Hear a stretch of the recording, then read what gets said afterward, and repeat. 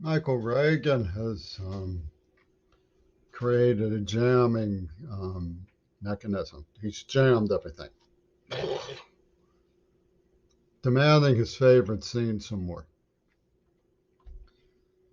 I'm not going to oblige him, and I'm not going to give Yoko Ono her jollies by showing the Hustler magazine they rubbed in my face, or the Soldier of Fortune magazine they rubbed in my face.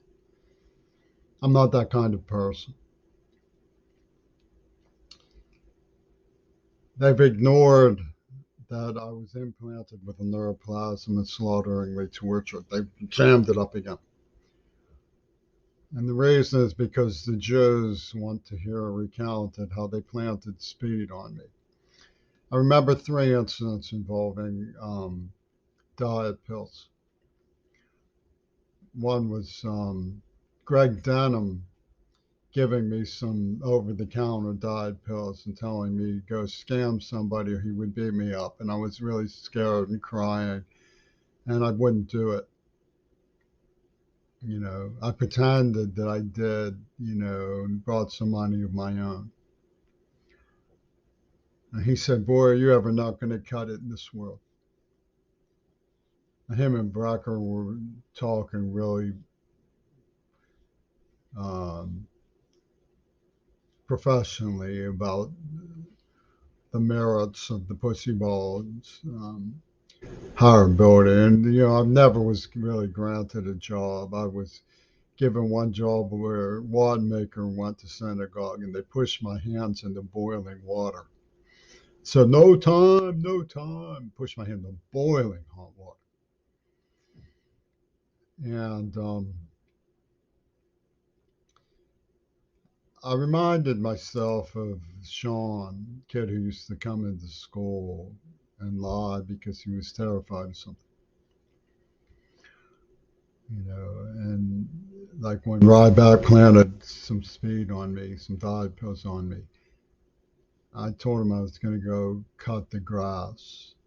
And while I was out on the grass, I tried to summon the courage to flush them down the toilet the way I used to dream of pouring out my mother's booze. What was the third time? Oh, the third time was Kirshner gave me some to hold. And when I was standing on the porch with my mother behind me, he yelled up the steps, "Hey, Jim, don't forget the speed." Those are the three. So, um, no, I don't remember taking anything. I may have once, but it was nerve behavior. I mean, it was just terribly frightened, because they had made clear that if I didn't obey them, they would kill me. So I don't remember it's in the script, something about, I don't remember what I decided, but they nearly killed me. Having to decide nearly killed me, you see. So this was part of Greg Carl and Willie Wattenmaker's mysterious Chinese box cupboard of lies versus management staging. Because in a war game that, as I recall, was a series of notes that led to a bird bath. It was somebody mentioned Diamondec. I I don't remember doing anything with Dominic except that he wanted a blender from David Cohen's house, and David Cohen had allowed Ian Wadmaker to really punch me really hard in his basement, and had used my name as a euphemism for Judas. And so I said, Diamondec, well, let's go take the blender if that's what you want. Because we were always visiting each other's houses and stuff. I remembered that. Yeah, it was one of the earliest things I remembered in my poetry. Get some appliances from the house next door. We made it into the shaky. Because Diamond Dick was the dude who used to make fun of the halfways, he called them, and laugh at Shaky and stuff. Get Shaky, say, I'm going to split your head wide open. He was across the street from Babyland where there was that shooting and where that doctor who is in heart surgery had a bar. He's in heart surgery here in Seattle. You know, the heart surgeon who came in from the cold. And I'm trying to remember what else happened that Harcourt knew about. Oh yeah, Colucci had been teaching me hot wiring techniques, how to wire up a phone so you could listen. You know, he did it at my house. It was my phone. I just wanted to see how he did it. You know, and Wadmaker made a pun through neurobehavior. He was a hypnosis from Attica State Prison. He got the neuroobedient under hypnosis to cut a telephone wire. I walked into his house and cut the telephone wires, I remember. Strange thing to do. And when Dee Dee bit me, I bit some kid, and something else happened where they were showing me how to throw a swing over make it loop. I thought it would be fun to show some kid how to do that, and I accidentally hit him. Yeah, I remember all that. It was down from Frankenstein on Bunker Hill. In the East Liberty phone book, they had this guy named Frankenstein on Bunker Hill. So what they were doing was plugging into the mind of a child and doing petty delinquencies. Like when Cook and Ozen wanted to, like there were 4 people who were armed. And, 5 if you include later in North Carolina where somebody actually pointed a firearm at me. Kasparowski had a lead pipe. Schwartz had pistols, CO2 pistols.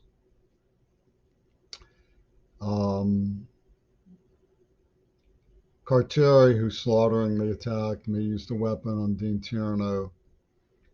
And I know there were 4 people who were armed. Oh, there were 6 because Szynski had a Nazi bayonet that he tried to corner me with to pull on me and kill me.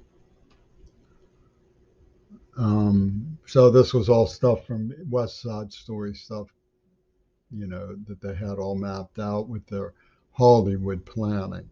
What they needed was me to go along with some things out of fear for my life and neuroobedience. And one of the things I remember, this was when this thing was implanted, or the neurohypnosis, they told me to look for the lips of a car because they were trying to get me to steal Edith's car. I wouldn't do that.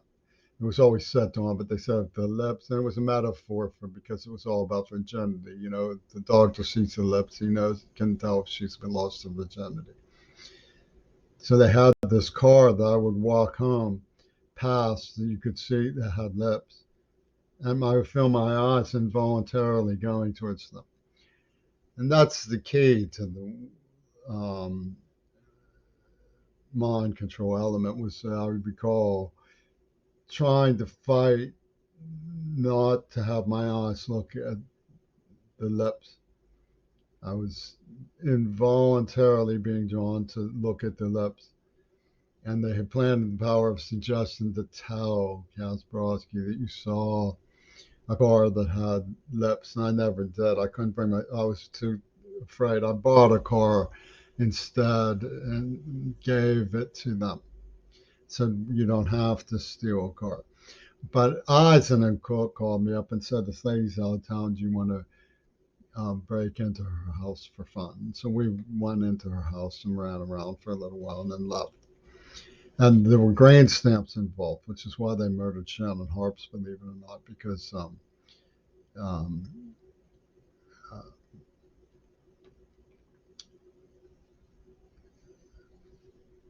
S&H, Shannon Harps, S&H grain stamps. This is a weird dialectical VW who study all of this and, you know, look at the neurological specimen because they're criminally insane. That's obvious. I mean, Shifty is out of his mind with evil. But You know, what Eisen said, I think, stood for everything. He called me up and said, "Oh, a woman, her house was broken into." I was like, "Oh, is that right?" And he said, "Yeah, they think it was kids because nothing was stolen." And he told me later, if anybody had found out about that or she had come in, he would have killed her to silence them. So this is, he ended up in the army invading Central American countries that it was illegal to invade. He confessed that to me. And his hands were legal weapons, by the way. So that's the other one. That's the fourth one. But Oz, in saying that, was clearly underscoring that what they planned to do was murder me if I caught on to what was happening. So the idea that I could have saved John Lennon was more like, if you spoil John Lennon's maniacal plan, he will just kill you. So don't spoil John Lennon's maniacal plan. Queerbait. And they were slaughtering me, kicking me in the head and stuff, you know. So how do I explain that? Well, when you're a kid, you climb trees, you know, and somebody says, "Oh, let's climb into the basement of the house that you're always visiting." And, you know, it wasn't like what they did, which was to come into a house to play with your sister's titties while pulling stilettos on you. Like when I would go and walk to collect for my newspaper route, which I diligently did, despite Colucci saying I should throw away the stuffs, and despite these grown men pulling out their penises and pulling them at me. I'm getting your favorite scene, Michael Reagan. Don't be impatient. These kids would pull stilettos on me, which were illegal in Pennsylvania. You know, and as long as I didn't try to charge them for the newspaper, they'd put the stilettos away. You know, so they were kind and generous Pittsburghers. You know, the kind who will only beat your ass up until you go to another school. You know, now how did they soften me up? Well, a few years before that, they put something in my ear that caused a raging, terrible headache, and my mother was screaming at me all the time. And it was a sort of horseplay that Cohen and Ian engaged in. We go out on the roof of Watmaker's house. My mother got mad about that. She actually remembers hearing about us going out on the roof. So to me, it looked like silliness of kids growing up, Tom Sawyer types of things at first. And by the time Beth started jumping off the wall to twist her ankle for some reason, was advised to take up smoking or something. Todd had battered my head in, you know, and Billy Rod had witnessed me being attacked blindside, and they had gassed me. Now I was a picky eater, so what hardcore does is well, this is, you can see the play thing at work in all of this. You get a child to do something. It's broken windows theory. You get a child to climb in the window of somebody who's presumably his friend's house when they're away and lift a blender, I think is what Migliosi was after, and feel very guilty and sorry about that, which I did. I mean, it was the first thing I thought of because it was something that actually seemed like I had participated in doing something wrong. And did a lot of soul searching about that. It came out in my poetry. And hardcore transforms this into Schulman's gang stealing a hydrogen bomb and threatening America in the name of the queers. Literally. That's her true Penis Gabriel's transformation process. And my father was on a ship in the Navy and knew Eisenhower. So you can see that for them it was like a Penis Gabriel secret album, you know. It's like all of the, you know, the switchboard stuff that goes on in his psychotic head. And it was broken windows theory about um, normal mischief that was being turned into a siege of the march of Nazism. I mean, Ryback was not just growing marijuana in the park. I mean, Nava was with me when I was supposedly had robbed a store. And the woman came to the trial and said, "That's not him." And I said, "I know him. No, it's not me." I had not, but apparently what had happened was that somebody heard I had a new camera, which they eventually stole from me at Temple. It said he must have. I mean, it was. I waited a long time. I'd gone to governor's school. My grandparents had famously saved some bonds, U.S. bonds, given to me when I turned 18. So this stuff in Rob headquarters in Ukraine, South Texas, does actually line up with I had just turned 18 and bought something.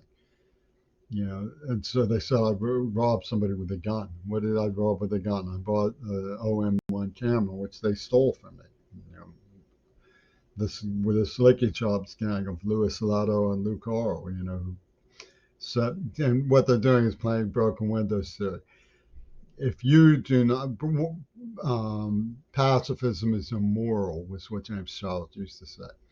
I was supposed to be a child soldier, which means that if I didn't punch somebody who wanted to rob a Jewish kid whose basement was the site of a very violent attack on me, of which he ignored, while he was rolling tobacco in a secret room. Because somebody kid said he wanted to crawl in and get a blender, if I didn't punch him and defend this obnoxious creep who actually used my name as a synonym for Judas before this happened. He said, "You liar, you Jimmy, you." So I'm Judas already before any of this happens, and they punch me in the head, and I say, "Okay, well, you could take his blender," instead of hitting the kid. I have condemned myself to being the object lesson in a Taliban of eternal crime. And they had Sean in my algebra class coming in, and he could barely even uh, consciously say his own name. I mean, he was so hypnotized and frightened and putting on airs that she said, "Just sit down, don't make it any worse than it already is." It's my 11th grade algebra class. So you have this situation where, like, Morandini used to get into fights with Fisher, and he told me, if a child puts his finger in an electric socket, it's the adult's fault for making it available, for not putting in, blocks. And it's the same gang that built a shack. I had nowhere else I could go to get help. I cried, bit my fingernails bloody that they were going to kill me. And they didn't come look for me. They didn't investigate. They just brought in a jailbait who was plump and super over. And she'd already lost her virginity. She seduced me, and they have broken windows theory in place for their megatonnage war gang. This is a symbol of Roman Catholic, Russian Orthodox, Central Catholic sin that must be exterminated. Is how they, Wattenmaker from on high. And all that really happened was that I certainly didn't want to play. I just said go ahead. I didn't go in. I just said go ahead. If that's what you're going to do, go ahead. And I mean, I should have been more um, uh, vigilant. But when Colucci and Ford stole, I refused to participate when they stole from people. And when one of the people came over and said those kids stole from me, I said I know they did. I retrieved her purse for her because I knew where they had put it. And I went to the police station with her and described what had happened. And their father was a cop, of course. So the cops all knew that they were doing this to me. They were idealizing me. In other words, they were paranoia poisoning me they made sure, like when that's a famous story of Lube Wrecker. Lube Wrecker, um, when I was on the Holocaust hymnist, I started to remember things like Beth twisting her ankle and um, the shaky. I wanted to go back in time, and very neurohypnotically, I approached Lou, and we made a sculpture together. And I got this call that he had passed away. I screamed, great timing. I was so frightened and horrified, sad that this would happen, right? So they tell me to cut a plywood. And I did it in triangles because I was hypnotized by Mr. Fuller and weeping with the Auschwitz sensibility of the Jewish community that had inducted me and had neurohypnotized me. And this is all true. I mean, it might sound schizophrenic, but it's all absolutely true. And they started saying I had done something wrong. You've been porking anybody. They was like, yeah, sure. Tired of Porto de Care, man. Because this was with, like, what they were rubbing in my face. I know Michael Reagan wants to hear his favorite scene. Yoko Ono wants to see the ugliness from the Soldier of Fortune magazine that they rubbed in my face. But I was being sarcastic. That's something that the Climax One people's story was told to me that it's Tony Servey, who said he was going to take me to the car show, read me "Why Not Swap," and Martin Sheen showed up playing Bobby Kennedy and asking "Why not?" over and over again, right? Why not swap? It's looking for the lips, if she's loose. I mean, this is their mindset behind the scenes. This is their Ouspensky Circle's fourth dimensional aspect of what they were doing to the queer ball, as they call it. But all the police knew and were at odds with me to make sure. Like when Lou had said to me, Dr. Marshall came into our house and retrieved skull tape machines that he had hidden under the floor. And he looked at me, he said, somebody told on Saul. Well, somebody did tell on Saul. Somebody also told on Colucci and the Fords, and somebody tried to tell over and over and over again what John Lennon and his hypnographic buddies like Putin and Stone are up to. The fourth dimensional aspects of what happened. It was me. I told Dr. Marshall they were going to kill me and biting my fingernails bloody and then disappeared. And they kidnapped me in a stolen car and gassed me brutally. And they had this kid giving me marijuana. I mean, if you look at it honestly, one of the reasons I probably didn't, like, David Cohen came over and said, I want to meet you in the park and we'll smoke a cigarette. And Bill Peckham came out and found me smoking a cigarette. He said, I want you to tell your mother you smoked a cigarette. So I said, caught in the act of smoking with David Cohen, right?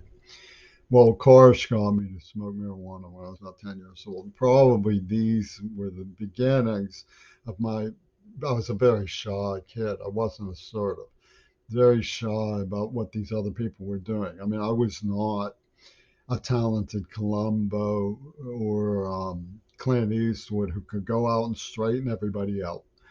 I was a shy kid who was being deceived by this pretzel system that the Corals and Watt-makers had put together, and which was scripted. There was a Hollywood script. And they had the police community involved watching to make sure that I didn't snitch beyond what was considered to be good snitching, I mean snitching that would get everybody mad that I was snitching. Sort of like when they say I didn't protect women, but the truth is that I actually asked one of the girls to bring her mother over because she said her father was abusing her. So my mother's in a community college. Maybe we can do something to help her. And I forced my mother to talk to her when she came over. And she was very mad at me for doing that. She said it's not her role in society to look after um, domestic abuse women, but she could see that I was serious. I really wanted her to try to help. And this girl then has somebody tells me she's been killed, and I cried all day because she was hit by a car and killed. And they all laughed. Ah ha ha ha! I didn't know you liked me so much. Ah ha ha ha! You know, so Migliosi and Manson Cinema were in cahoots with this Manson Cinema Guild who had a snuff film all written about me. I mean, Shifty obviously knows it's a snuff film. He made his snuff film of Cersei Kennedy and Donnie Chen was all built into the snuff film syndicate. So we have these snuff films, and supposedly we're a society that works together, but they don't work together. There's nothing working together. They say, oh, this one was a Latino, that one was a Chinese, this one was a black, this one was the Jolly Green Weenie. So it evens out, and they they play Trumpy to Putinese ball. In the entertainment military system, they call them nudes. And it's all these multiple homicides from the same team. It's like your Yimbo. They take control through this hybrid system of putting on a show of murder. And they say that the root cause of this is some kid who um, didn't violently defend one of the people who attacked him, whose friends attacked him physically in his house after he set up getting me caught smoking. It was his idea to smoke. And they called me willless. Queerball has no soul. They made a Zelig out of Queerball. And we're saying things like, you're like the masks that's removed and leaves the man without a face. I was 13 years old. I'm not going to show the Soldier of Fortune. Um, that's for police to see someday, maybe. But I'll show you how it's protected if you give me a second. So I want you to know this item exists. I want to show you how I safeguarded it to make sure that it was never rubbed in anybody's face, no matter what Michael Reagan wants in search of his favorite scene. I'm not going to rub this in somebody's face the way they rubbed it in mine and things they said it on record, unfortunately. But I really felt it was necessary for me to render the record properly, what sort of character Todd Clark is when he puts out Flamograph and the encouragement of Yoko Ono and the Museum Thieves of Fernhalder Gang. But I'll show you.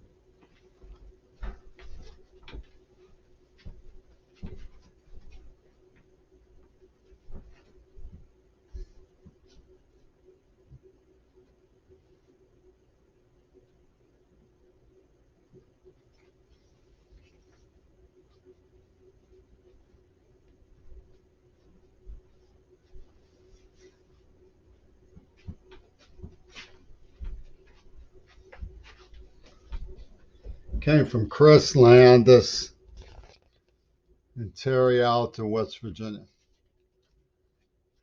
I put exercise top caution. Find African dead man. This is the magazine image Donald Ostro showed me as a traumatized, battered, drugged hostage child. It is unfit to share. Suspected DeBarno material. Very evil and disturbing material. Top caution. Okay. I have it taped so that nobody will be tempted to open it. But it exists because it's I purchased it through eBay or Amazon because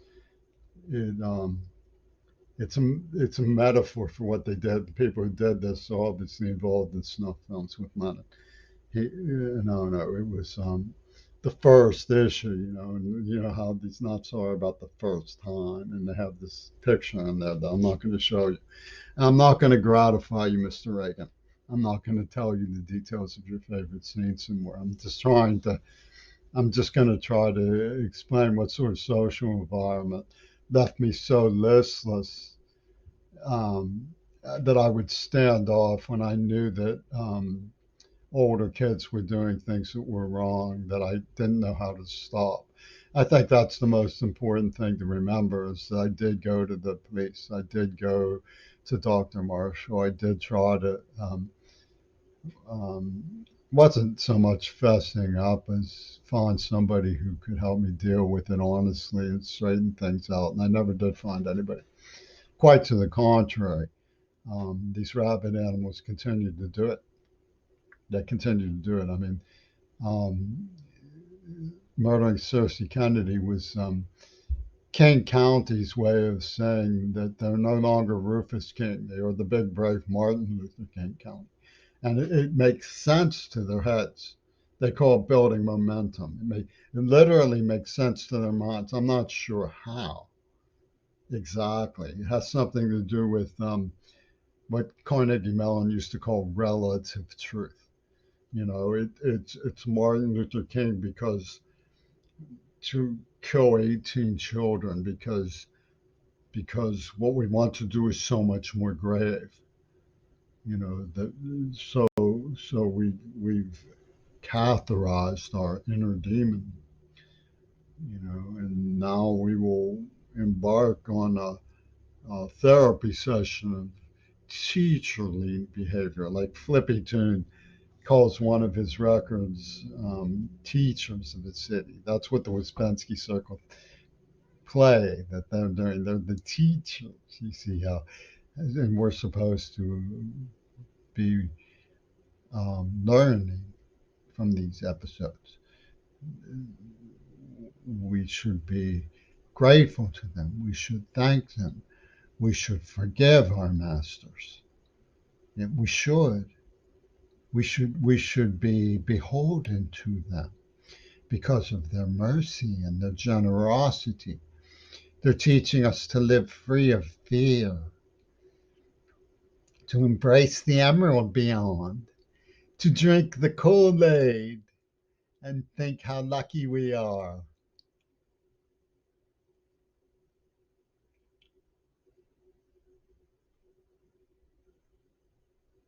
That is so great. It just doesn't matter. It just doesn't matter.